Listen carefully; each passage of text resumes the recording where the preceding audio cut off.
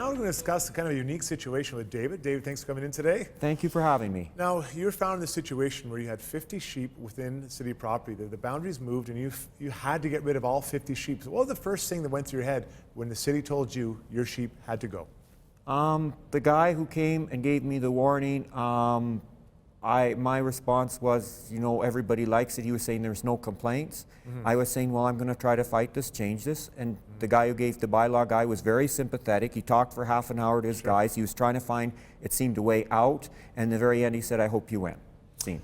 Now, it's not a very long time to get rid of 50 sheep. They extended the deadline. I suppose, have all the sheep now found a home?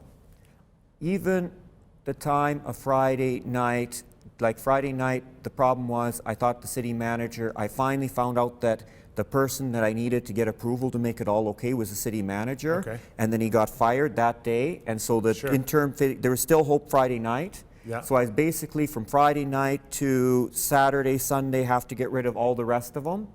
And I was a little bit, Keith only gave me Scott, the head of animal control, the suggestion was he would have a source for 10 of them.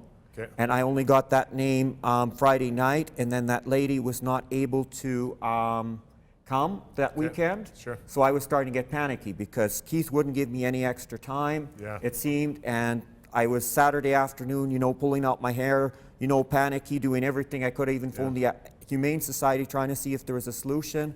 And then by Saturday night, it seemed everything was going to work out. I'd move some sheep to Duke Ranches as a temporary holding, those last, 10, whatever. Right. And then all of a sudden, Sunday morning, I don't know what magically changed, and all of a sudden Keith is somehow desperately trying to get hold of me, phones my mom first, phones me, and says you can have up till October 14th. Well, that's nice because you need extra time. Now, let's talk about one special one, Bambi. This is the star. Tell us about her. Bambi was born at just the right time to help with the situation, just like almost the perfect sheep. It was like the dream sheep. A little bit of a health problem that if I was not doing my job, Bambi would start getting sick if I got lazy. If I was active, Bambi would get healthy, and it was sort of like an incentive to force me to do what I had to do. Absolutely awesome. Now, how important is it to get rid of these sheep where they go have a home rather than perhaps going to slaughter? It's important, you have to count that when you have 50 sheep, you always count on 20 over winter, and then the 30, get sold to people, and you know what's going to happen. But with those 20, especially, there's like 5 or 10 that are extra special that you raised with the bottle, and they've got sick at times, and you nurse them to health, and all that sort of issues. And it's like, you got 10 of your puppies that you've had since, sorry. That's all it's very emotional. They're your friends. They're your family. Yeah, and they're like, rather than sit by the herd, I'd rather sit by you type of sheep. Sure. And then when you're trying to put them out to the thing, the sheep kind of say, no, I don't want to go.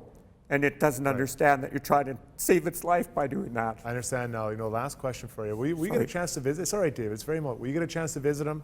Did you send them somewhere you can go see some of them every now and then? I did my best. The 7 sheep that are, second, whatever, I found somebody with a wife and kids who would love them. Sure. And then my very best 7 sheep with, their babies, I sent off to a farmer who I trust 2 hours. He can't keep all of them alive. Coyotes might get a few. Sure. But if the rules ever change, I can bring them back. They're still my sheep. Well, David, good luck, man. No, thank you. I know it's difficult for you. Thanks for sharing us this story. Thank you for having me. All right, we got to take a break here in Dinner Television. We'll get the Kleenex out when we come back.